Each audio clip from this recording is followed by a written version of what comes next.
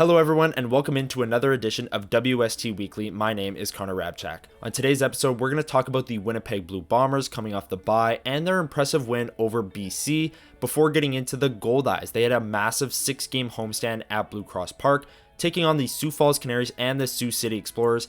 I'll touch on that before getting into my 3 stars of the week and the upcoming sports schedule here in Winnipeg. But first, let's talk about the Bombers, another impressive win over the BC Lions. The Blue and Gold picked up their second straight win over the BC Lions, this time by a score of 20-11. And let me know in the comments down below if you agree, but I feel that score is even a little flattering towards the BC Lions. It was 20-3 late in the fourth quarter. BC got the ball back, and the Bombers defense was in prevent defense, just not trying to give up a big play.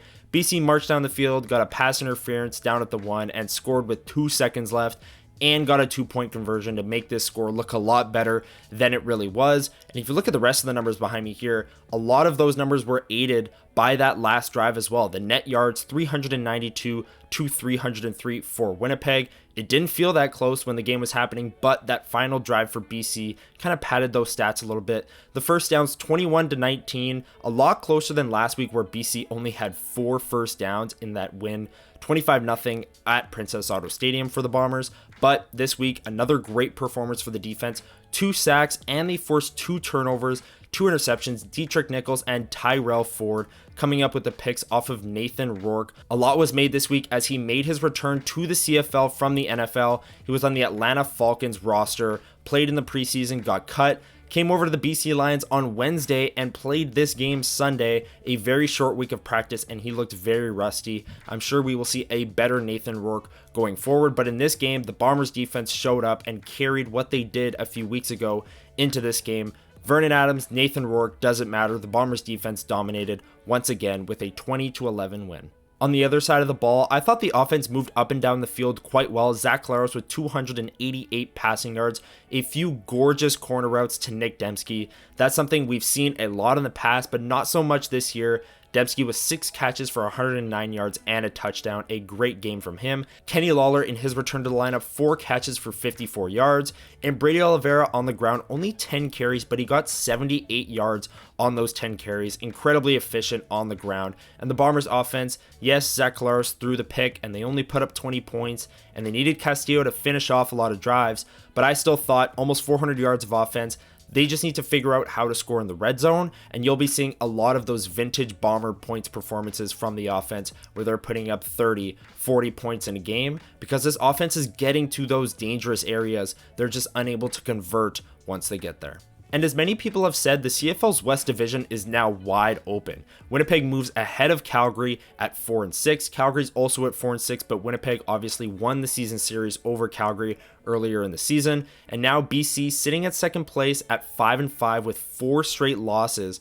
Winnipeg now wins the season series over them, and the first place Saskatchewan Roughriders also with 5 wins, and Winnipeg coming up with the classic Labor Day and Banjo Bowl back-to-back coming up. They really control their own destiny in the West, and with 4 wins, they're 1.5 games back of first place, and they could be in first place in as little as 3 weeks, depending on how that home-and-home against the Roughriders goes. And that brings us to the Winnipeg Goldeyes. And I know the graphic behind me says past 6 games, but the reality is their homestand was cut from 6 to 5 games this past week as they had a game on Thursday night canceled due to rain. But the first 2 games of the week, going up against the Sioux Falls Canaries, the top 2 teams in the West Division, the Goldeyes currently in first. They picked up 2 massive wins, 13-6 and 7-0.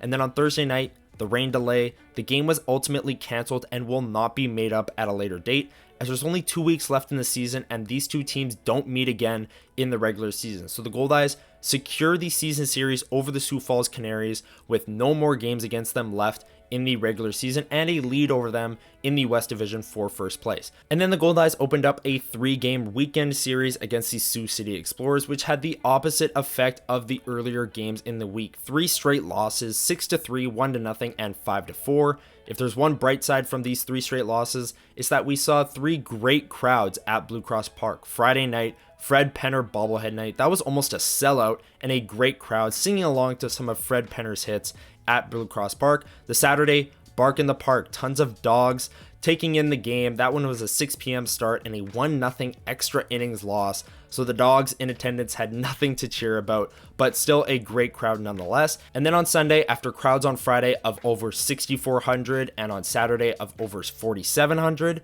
Saturday's crowd was over 5,700 people. No real promo for this game, but a beautiful day. Lots of people checking out the first place Winnipeg Goldeyes at 48-38. A great week of Winnipeg Goldeyes baseball. Tough on the 3 straight losses to end out the homestand, but 3 great crowds at Blue Cross Park made up for it. Now we're going to roll into the 3 stars of the week, but before we do that, hit the like button, the subscribe, and the notification bell so you don't miss videos like this every single Monday morning. On the channel, we just dropped episode 2 of WST Deep Dive with myself and Liz Hood, taking a look at Brad Lambert's strengths, weaknesses, and what he has to do for the upcoming Winnipeg Jets training camp. Go check out that video if you haven't already. As for this video, let's jump into the 3rd star of the week.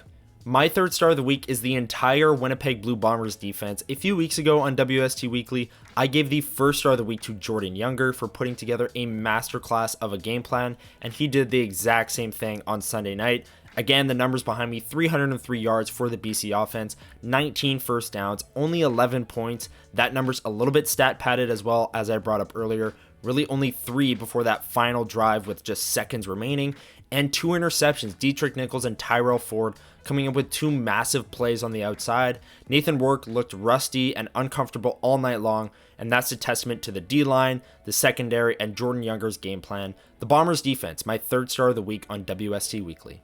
My 2nd star of the week is Goldeyes right fielder Max Murphy in the 2 games against the Sioux Falls Canaries this week, which were the 2 biggest games of the week because of the standings. Max Murphy hit 3 home runs. In the 2nd game, he had a 3-run moonshot that went onto Waterfront Drive. A great week from the Goldeyes hitter. He had a bit of a slump to start August, but his batting average is starting to climb again. 15 home runs, that leads the Goldeyes, 64 RBIs, 367 on base percentage, and 96 hits. Max Murphy, he's been on this list a ton of times throughout the summer. One of the Goldeyes' best hitters. He's my 2nd star of the week.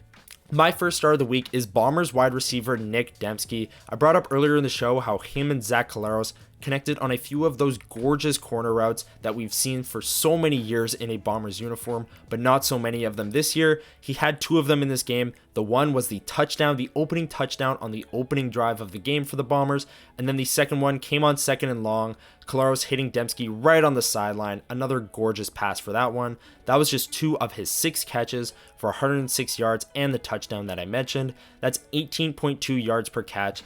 Nick Dembski hasn't had many massive games this year, but this was definitely one of them. He even went down with an injury scare in the 3rd quarter, but came back in the 4th, so that's good news there. Nick Dembski, my 1st star of the week on WST Weekly.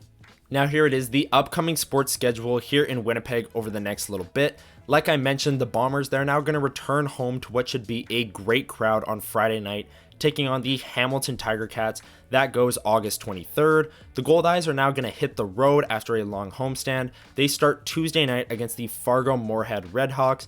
They'll look to snap the losing streak, 3 straight games, and look to extend their lead further in the American Association's West Division for 1st place. You can watch those games at aabaseball.tv for free. A lot of those road games, that's how I watch them. Check out that website if you haven't already. Valor FC, their next game is August 25th. They'll be in Vancouver taking on Vancouver FC. And as for Assiniboia Downs, racing continues. A few weeks ago was the Manitoba Derby, but racing continues through the month of August. Go check it out if you haven't already.